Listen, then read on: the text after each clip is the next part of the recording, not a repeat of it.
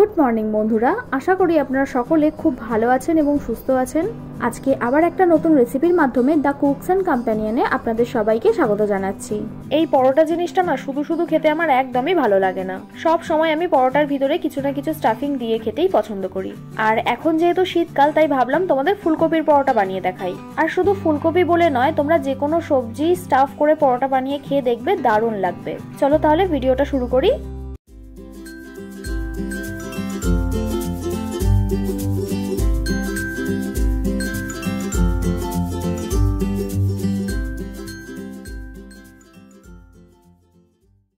তো প্রথমেই দেখো, আমি এখানে একটা হ্যান্ড চপার নিয়েছি। এটা কিন্তু খুবই দরকারি একটা জিনিস। এতে আমি সব সময় প্রথমে অল্প অল্প জিনিস দিয়ে চপ করি। তো সেই মতো প্রথমে কিছু ফুলকপির টুকরো আর পেঁয়াজের টুকরো দিয়েছি। এখানে কয়েকবার চপ করার পর আমি অল্প অল্প করে বাকি ফুলকপিটা দেবো।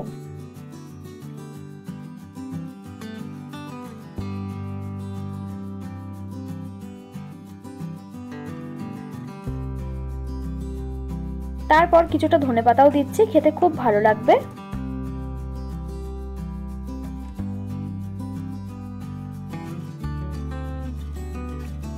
ঝালের জন্য একটা কাঁচা লঙ্কাই দিলাম, সামান্য একটু আদা, 4 কোয়া মতো রসুন, আর বাকি পেঁয়াজের স্লাইসটা দিয়ে আবারও চপ করে নেব। বাকি ফুলকপিটা আমি অল্প অল্প করেই দিচ্ছি। হ্যান্ড চপার তো, তাই অল্প অল্প করে দেওয়াই ভালো। একেবারে অনেকটা দিয়ে দিলে খুব একটা ভালো হয় না।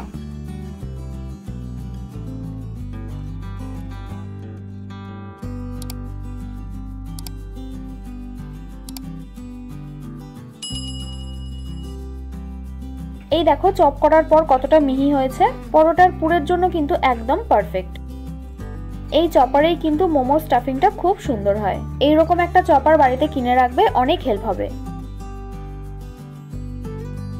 এবার ফুলকপির কাঁচা ভাবটা দূর করার জন্য কড়ায় 1 টেবিল স্পুন মতো সাদা তেল দিচ্ছি। তারপর তেলটা গরম হতেই পুরটা দিয়ে দেব। এবার কিছু বেসিক মশলা দিচ্ছি, যেমন লঙ্কা গুঁড়ো, হলুদ গুঁড়ো, 1/4 টিস্পুন চাট মশলা, স্বাদ মতো নুন, সামান্য একটু চিনি আর 1/4 টিস্পুন মতো ভাজা মশলা দিয়ে 5 মিনিট রান্না করে নেব। মিডিয়াম টু হাই ফ্লেমেই করো, তাহলে ফুলকপি থেকে আর জল ছাড়বে না। আচ্ছা, পুরটা বানানো হয়ে গেলে ঠান্ডা করতে দেবে, আর সেই সময় কিছুটা আটা মেখে রাখবে।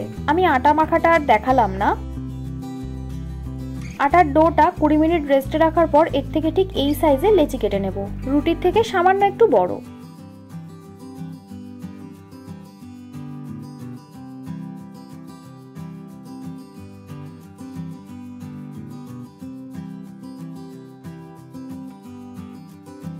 এবার এক একটা লেচি বেলে মাঝখানটায় বেশ অনেকটা পরিমাণ পুর ভরে দেবে। তোমরা না বেলে হাতের মাধ্যমেও ফ্ল্যাট করে নিতে পারো, তাতে কোনো অসুবিধে নেই। তবে স্টাফড পরোটায় পুরটা একটু বেশি করেই দিতে হবে।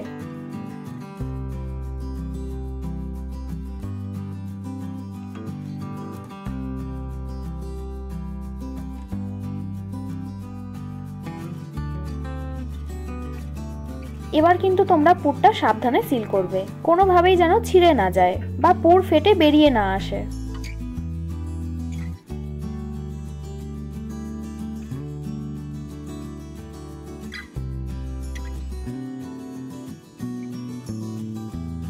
এই দেখো, আমি ঠিক যেভাবে করলাম ওভাবেই করে সুন্দর করে বেলে নেবে। বেলার সময়তেও খেয়াল রাখবে কোনোভাবেই যেন পুর ফেটে বেরিয়ে না আসে।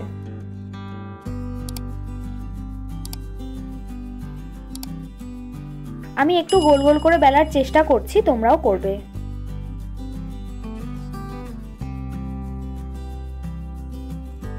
আচ্ছা, বেলা হয়ে যাওয়ার পর একটা চাটু গরম করে তাতে পরোটার এপিট ওপিট ভালো করে সেঁকে নেবে। তারপর অল্প অল্প করে তোমরা ঘি, তেল বা বাটার যা খুশি দিয়ে সেঁকতে পারো, সবেতেই ভালো লাগবে। তারপর 2 পিঠ তেল দিয়ে সুন্দর করে সেঁকা হয়ে গেলেই ফুলকপির পরোটা একদম রেডি। আপনারা কিন্তু অবশ্যই বাড়িতে এটা বানাবেন, তারপর আমাকে জানাতে একদম ভুলবেন না। ভিডিওটা ভালো লাগলে একটা লাইক করবেন আর সাবস্ক্রাইব করে আমাকে আরও উৎসাহ দিন, যাতে এইরকম দারুণ দারুণ রেসিপি আপনাদের কাছে প্রতিনিয়ত আনতে পারি। আমি রান্নায় যা যা উপকরণ ব্যবহার করেছি সেগুলো আপনারা সব ডেসক্রিপশনে পেয়ে যাবেন। আমার বানানো রান্নাগুলো এতক্ষণ সময় নিয়ে দেখার জন্য আপনাদের সবাইকে অসংখ্য ধন্যবাদ। ভালো থাকবেন, সুস্থ থাকবেন, আবার দেখা হবে নতুন কোনো রেসিপির সাথে।